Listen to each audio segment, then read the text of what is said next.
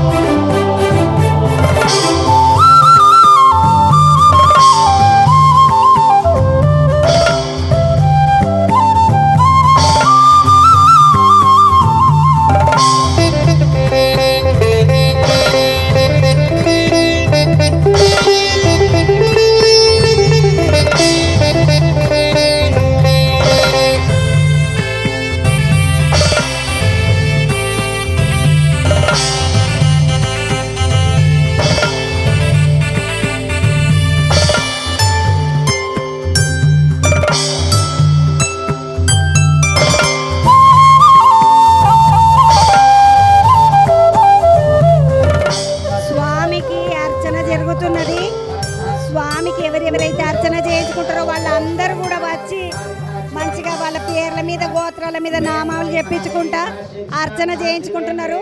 ఇంత అద్భుతమైన స్వామిని కూర్చోబెట్టినటువంటి ఈ మండపం ఏదైతే ఉన్నదో ఈ మండపం అలంకారం అంతా కూడా కలకత్తా వాళ్ళు వచ్చి చేసినట్టు నెల రోజుల నుండి ఈ మండపానికి సంబంధించి అలంకారం నడుస్తూ ఉంది. ఇంత అందంగా తయారు చేసిన మండపము, ఆకులు, చెట్లు, పూలు, అసలు ఏది చూసినా కూడా అద్భుతంగానే అనిపిస్తుంది. కళ్ళకి పండుగ లెక్క అనిపిస్తుంది. పండుగ రోజు చూసినారా ఒక్కసారి అద్దాల ఏనుగుని తీసుకొచ్చి స్వామి పక్కన పెట్టిండ్రు. లక్ష్మీదేవికి ఏనుగులు అంటే చాలా ఇష్టము. అమ్మవారిని మనము దీపావళి అప్పుడు పూజ చేసుకోవాలనుకున్నా కూడా పక్కకి ఏనుగులు ఉన్నటువంటి అమ్మవారిని తెచ్చుకొని ఇంట్లో పూజలు చేసుకుంటాం కదా. అసంటి అమ్మవారు లక్ష్మి అంటే లక్ష్మీదేవి అంటే ఎవరో కాదు, వెంకటేశ్వర స్వామి భార్యనే భూదేవి, శ్రీదేవి అంటారు కదా.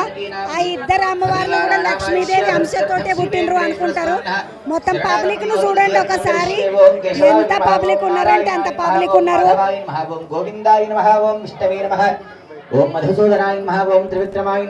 ఈ రోజు ఏదైతే స్వామికి దర్శనం చేసుకుంటే 3 కోట్ల దేవతలతో పాటు విష్ణుమూర్తిని కూడా దర్శనం చేసుకున్నాం అన్నటువంటి పుణ్యం కలుగుతుందో ఆ పుణ్యం కలగాలనేటటువంటి ఆలోచనతోటి అంత మంచి రోజు కాబట్టి, అంత ప్రభావవంతమైన రోజు, అంత విశేషమైనటువంటి రోజు కాబట్టి ఈరోజు స్వామిని దర్శనం చేసుకొని పబ్లిక్ పుట్టలుగా గుట్టలుగా వస్తున్నారు అని అనుకుంటాం కదా, అట్లనే వస్తున్నారు.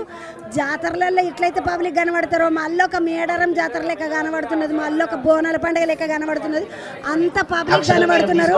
అంతమంది పబ్లిక్ అంతా కూడా అయ్యవారిని దర్శనం చేసుకోనికే ఈ రోజు దర్శనం చేసుకుంటే ఇక జీవిత కాలానికి సరిపోయేటంత పుణ్యం వస్తుందన్న ఆలోచనతోటి ఈరోజు దర్శనానికి వచ్చిండ్రు స్వామి దగ్గరికి. మనము ఈ రోజుకు ఏదైతే ప్రత్యేకత అనుకుంటున్నామో ఉత్తర ద్వార దర్శనం అని ఏదైతే అనుకుంటున్నామో, ముక్కోటి దేవతలందరూ కలిసి ఉత్తర ద్వారంలో నుండి స్వామిని దర్శనం చేసుకోనికి వచ్చేటటువంటి విషయం ఏదైతే ఉన్నదో అదే ఈ ఉత్తర ద్వారం. ఇన్ని రోజులు స్వామికి ఉండే దర్శనము మామూలు ముందు వైపు నుండి ఉంటే ఈరోజు స్వామి ఎడమ చేతి బందుకుంటుంది ఉత్తర ద్వారం అంటే. అలా ఎడమ చేతి బందుకున్నటువంటి ఉత్తర ద్వారము ఇగో ఇది. ఈ ద్వారంలోకించి ఈరోజు మనం లోపలికి పోతున్నాం గుళ్ళకు. యువతల బందుకు వస్తే ఉత్తర ద్వార దర్శనంలో మొదలు లోపలికి రాగానే ఉత్తర ద్వారంలోకించి కృష్ణుడు గోవర్ధనగిరి అంటారు కదా, ఆ పర్వతాన్ని ఎత్తి గోవులనందరినీ కాసిండు అనమాట అప్పట్లో ద్వాపర యుగంలో. కాబట్టి ఆ కృష్ణుడు ద్వాపర యుగంలో గోవర్ధనగిరిని ఎత్తినటువంటి ఏదైతే విషయం ఉందో అది చూపించుకుంటా స్వామిని చూడండి ఎంత అందంగా తయారు చేసిండ్రో. నీలమేఘ శ్యాముడు అంటారు కృష్ణుడిని. నీలమేఘ శ్యాముడు అంటే ఇగో ఇట్లా స్వామి బులుగు రంగుల మంచిగా అందంగా ఉంటాడు. వెనకాల గోవు ఉన్నది, మొత్తం పూల తోటలో ఉన్నట్టు స్వామిని చాలా అందంగా తయారు చేసి ముద్దుగా. కృష్ణుడు అంటే ఎవరు చూసినా కూడా ముగ్ధమోహన రూపం అంటారు స్వామిది. ఆ ముగ్ధమోహన రూపం కనబడేటట్టుగా అంత అందంగా తయారు చేసిండ్రు. అద్భుతంగా ఉన్నది ఇక్కడ అలంకారం అంతా కూడా. మండపం అంతా కూడా అద్భుతమైనటువంటి మండపము, విపరీతమైనటువంటి భక్తుల పోటు ఉన్నది ఈరోజు గుళ్ళ. లోపటికి వచ్చి ఉత్తర ద్వార దర్శనానికని వచ్చి ఉత్తరం దిక్కు నుండి లోపలికి వస్తే స్వామి వారిని చూస్తే కళ్ళకు పండుగ కంటే ఎక్కువ ఇంకేమన్నా పదం ఉంటుంది వాడొచ్చునేమో. నా చిన్న బుర్రకు తట్టింది అయితే గింతనే. స్వామి అలంకారం చూడండి, గరున్మంతుడి మీద మామూలుగా స్వామికి గరుడ వాహనం ఉంటుంది, శేషవాహనం ఉంటుంది, ఇటువంటి వాహనాలు చాలా ఉంటాయి. కానీ ఈరోజు ఇంకొక వాహనం కూడా ఉంటుంది, ఏనుగు మీద వెళ్ళిపోతాడు స్వామి.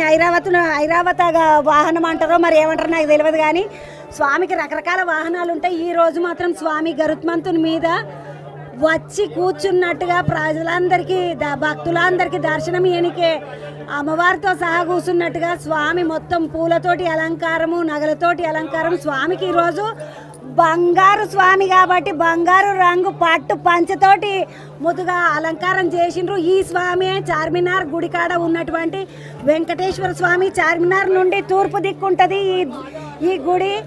ఈరోజు స్వామిని మనము నేత్ర దర్శనం చేసుకోవచ్చని అంటారు. ఎందుకంటే ఈరోజు స్వామి పబ్లిక్ అందరినీ ఇట్లా ఆయన చల్లటి కళ్ళతోటి మంచిగా చూసి చల్లగా బతుకుంటే బిడ్డ అని చెప్తారట. అన్ని రోజులు కూడా స్వామి కళ్ళను సగం మూసేస్తారు, ఎందుకంటే స్వామి నామాలతోటి మూసేస్తారు. ఈరోజు వైకుంఠ ఏకాదశి, ముక్కోటి ఏకాదశి కాబట్టి స్వామిని ఈరోజు సంపూర్ణంగా కళ్ళతోటి నేత్రాలతోటి దర్శనం చేయిస్తున్నారు. పబ్లిక్ అందరు కూడా స్వామి దర్శనం చేసుకొని మంచిగా దండం పెట్టుకొని స్వామికి కోరిన కోరికలన్నీ తీర్చు స్వామి, మమ్మల్ని అందరినీ చల్లగా చూడు. అట్లనే మా పబ్లిక్ మీద, మా తెలంగాణ రాష్ట్రం మీద నీ చల్లటి చూపులు ఎప్పుడు ఉండాలని ఈరోజు అందరు దండం పెట్టుకోనికి వచ్చిండ్రు.